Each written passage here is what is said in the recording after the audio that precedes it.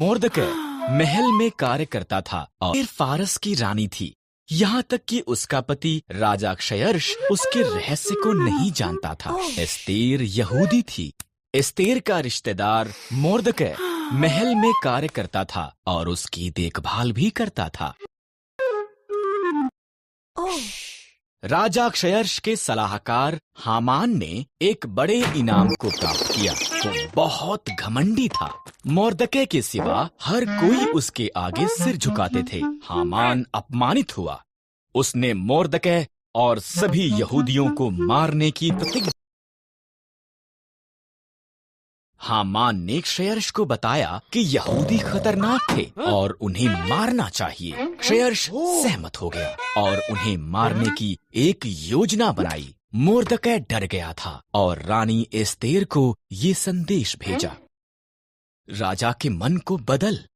Mordecai ने कहा, अगर मैं उसके निमंत्रण के बिना जाऊं तो वो मुझे भी मार देगा। एस्तेर ने जवाब दिया, शायद तो इसी पल के लिए रानी बनाई गई थी। मोर्दकै ने कहा।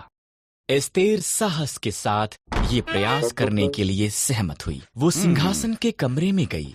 राजा क्षयर्ष उसकी सुंदरता से चकित हुआ और उसे अंदर निमंत्रण दिया। क्या हम हामान के साथ रात का खाना खा सकते हैं? उसने पूछा। हामान उसके पिछले आंगन में एक बड़े खंभे का निर्माण कर रहा था। उसने इस पर मोर्दकै को मारने की योजना बनाई थी। तब राजा का निमंत्रण आया, इसलिए हामान रात के खाने के लिए महल में गया।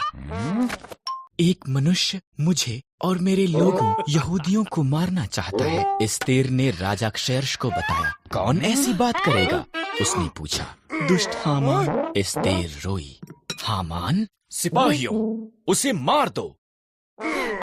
इस तरह हामान उसी खंभे पर टांग दिया गया जो उसने मोर्दकै के लिए निर्माण किया था। एस्तेर के कारण यहूदी बचाए गए थे। उन्होंने एक बड़ा त्योहार मनाया जिसका वो आज तक भी जश्न मनाते हैं।